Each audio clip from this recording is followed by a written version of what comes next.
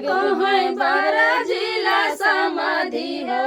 अरे तिली मती बोया पहाड़ हमारे वीर बलिया अरे तीर बोया पहाड़ हमारे वीर बलिया।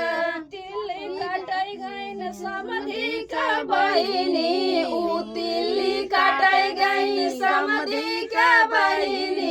बनरा काटई गाल हमारे वीर बलिया अरे बनरा काटे गाल हमारे वीर बलिया।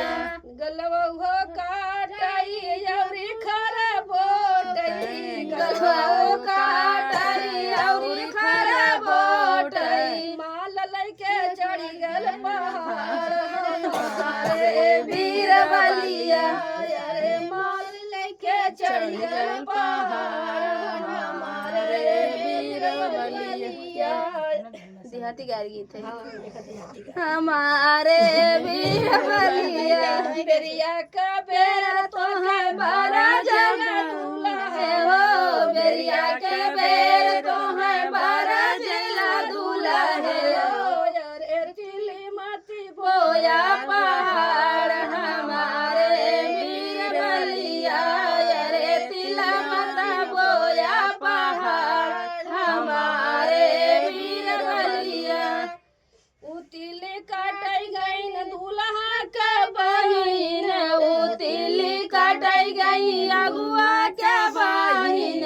बनरा काटई काटई गाल हमारे वीर बलिया अरे बनरा काटई गाल हमारे वीर बलिया। गलवा काटई अउरी खरा बोटयो गलवाऊ काटई और खरा बोटई। माल लैके चढ़ी गल पहाड़ हमारे वीर बलिया अरे माल लैके चढ़ गया पहाड़ हमारे वीर बलिया। जय उनका मुंह जय हो।